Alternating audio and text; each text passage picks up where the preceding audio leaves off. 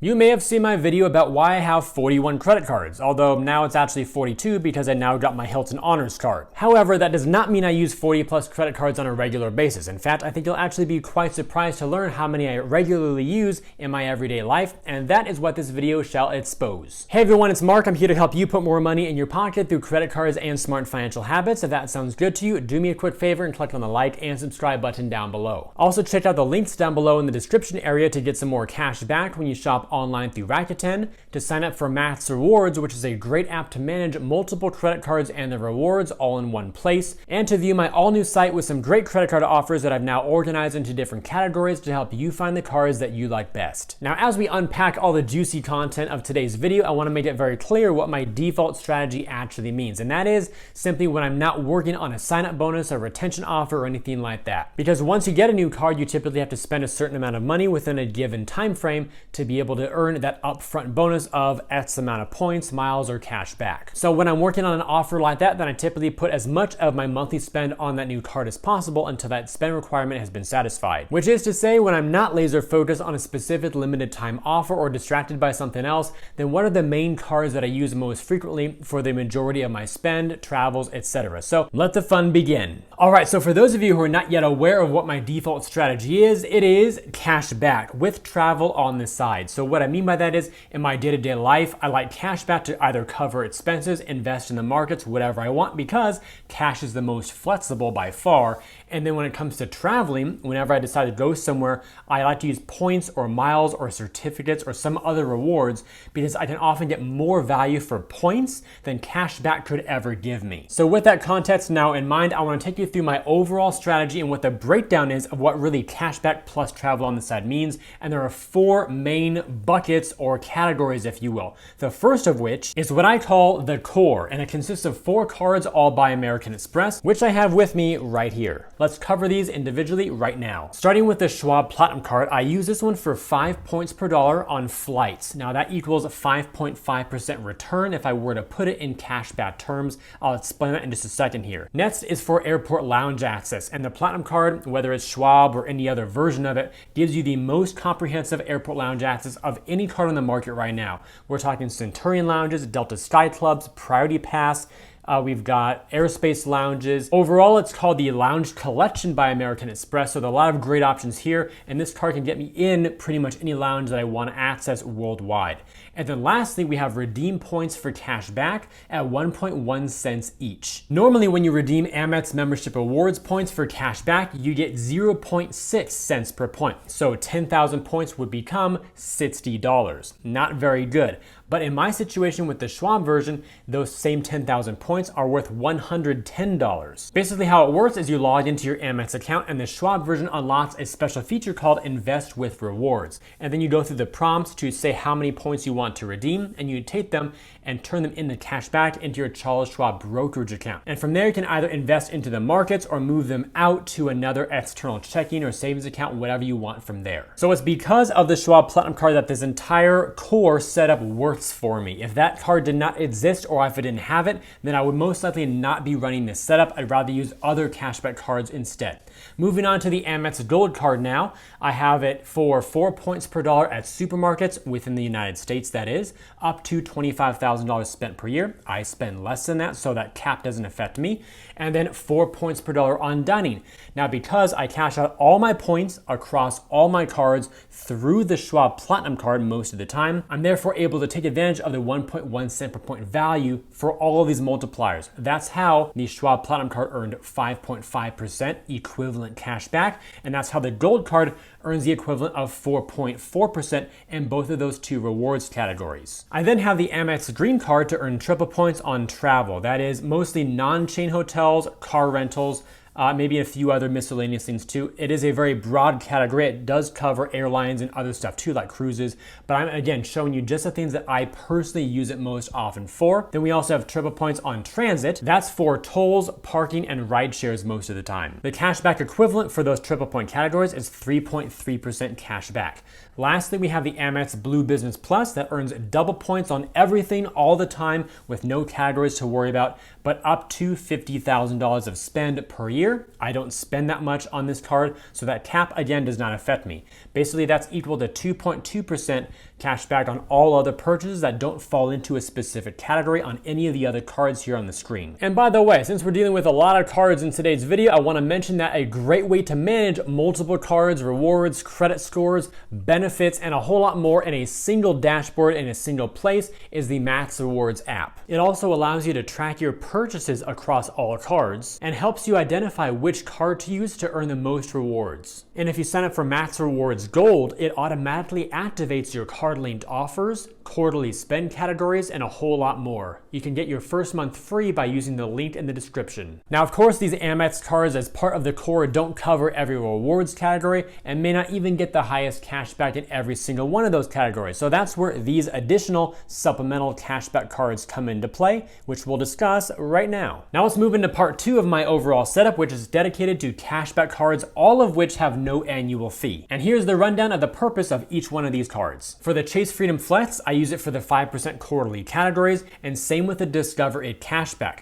Both of these cards have a calendar that comes out every year, and you earn 5% back in certain categories for the first quarter, so January through March. Then quarter 2, it changes to something different, quarter 3, and quarter 4. Those categories often include things like streaming, groceries, gas, Amazon, Target, other retailers, etc. that are very, very broad and easy to use for most people for their at-home spend. And one of the nice things here is that oftentimes the categories do not overlap. So while Chase might be running their quarter 1 on gas stations, Discover might be doing restaurants. For the US Bank Cash Plus card, I use this to get 5% cash back on my gym membership and also 5% back on my internet. Now, the cool thing here about the US Bank card, unlike the first two from Chase and Discover, both of which have set calendars, the US Bank allows you to select your own 5% categories from a predefined list. So it shows you, for example, 10 or 15 different categories. You pick 2 to earn 5%.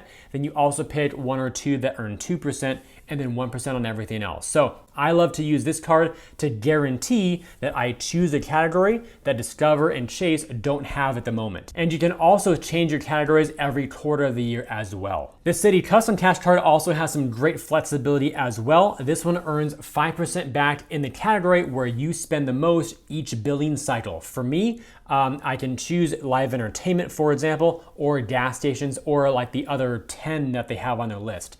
So again, a list of eligible categories. Wherever you spend the most, Citi automatically awards you 5% on that. So what I like to do, because I have other 5% category cards, is I only use the Citi Custom Cash for one type of spend category. That way I guarantee that that one is the most spent for the billing cycle, therefore I guarantee 5%. So if I'm going to a sporting event or a concert or something like that where I might be buying tickets for myself, maybe other people, and it's gonna be, a few $100, I like to use it for live entertainment a lot.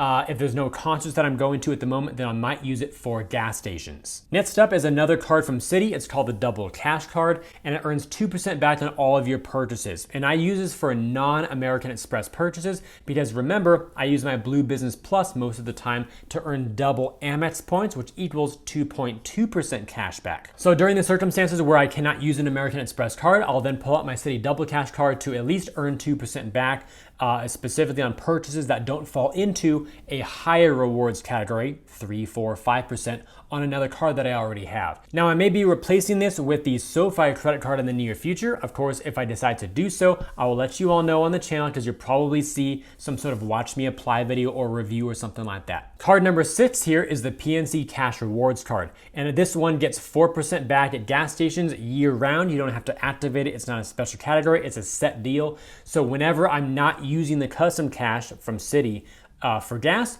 this is my next in line for the backup. Just 4% on gas is fantastic. And lastly, we have the Amazon Prime Rewards Visa Signature card. I use this one, of course, for 5% back at Amazon. So this one just stays on my Amazon account year round. So when I check out and buy things at Amazon, that's my default card most of the time. So my purchases just get added to that, and the 5% is automatic. I don't even have to carry this card in my wallet at all. It just stays at home. So while cashback is the principal part of my overall credit card strategy, I do decide to travel multiple times per year. And that's where my hotel cards and my future airline card, which we'll discuss as well, do really help and make a massive difference for reducing the cost of my trip. So let's talk about these right now. The first one here is the Marriott Bonvoy Brilliant American Express card. I use it for 6 points per dollar whenever I stay at Marriott hotels.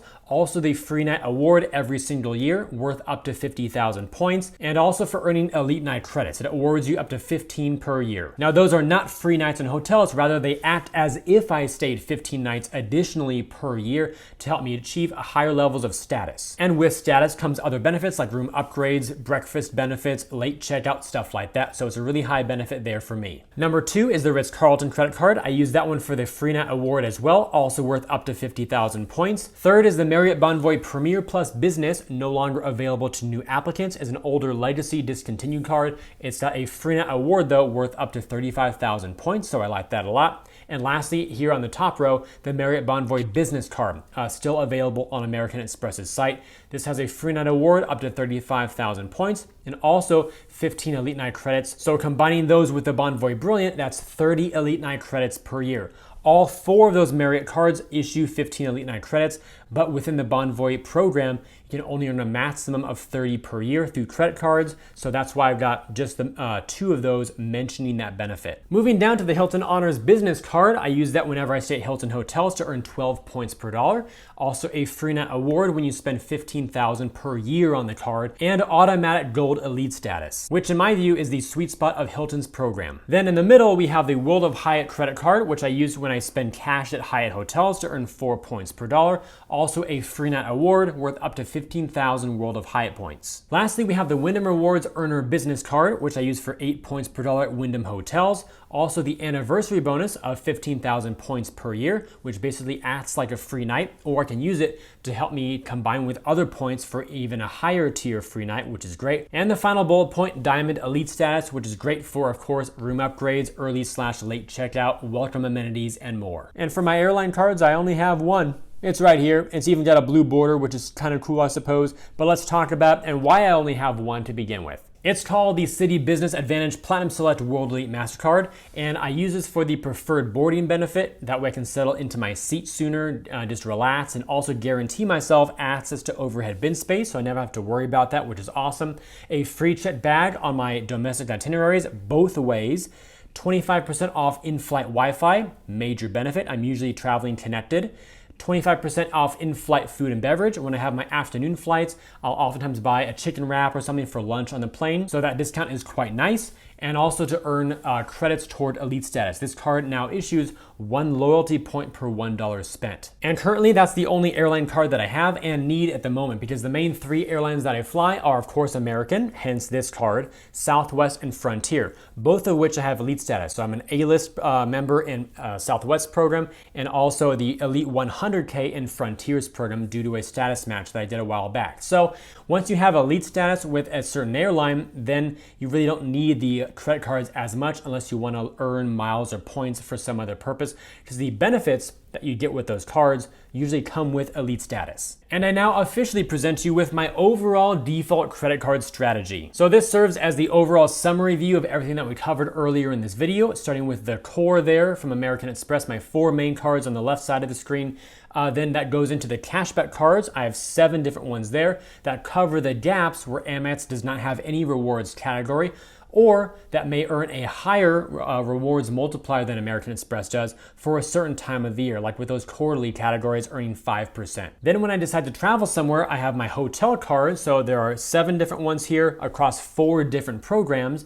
And then of course my airline card with American Airlines. So total, if you add all these cards up, we've got 19 cards. Of course, I don't use them all every day, but they are of course for different times of the year based on what I'm doing, where I'm going, etc. And because I don't use 19 cards all the time, these are the ones that I use most often here. They're just 7 total. And of course, that does not even mean that I use 7 every day. They just get the most amount of transactions when the categories are favorable. So 7 cards total for the average return of 4.5% cash back on pretty much everything that I buy. And there you have it, from 42 cards down to 19 that I use frequently throughout the year, and then 7 that I use hyper frequently, almost on a monthly basis, 6 of which usually have a spot in my wallet. Of course, the Amazon card being one of the exceptions that just stays online with my Amazon account. Hopefully that gave you some insights in terms of how I think, how I strategize, and what I always come back to for my default when I'm not going crazy with sign-up bonuses and new offerings around the market. Having said all that, if you enjoyed today's video and believe it could benefit other people, then please help me get it in front of them by liking this video, subscribing to the channel, and turning on those notifications. Also, check out the links down below in the description area to get some more cash back when you shop online through Rakuten, to sign up for MAXREWARDS, which is a great app to manage multiple credit cards and the rewards all in one place, and to view my all-new site with some great credit card offers that I've now organized into different categories to help you find the cards that you like best. I thank you all for watching today's video. I hope it brought you some great value. I look forward to seeing you in future videos, and remember, as always, you are great.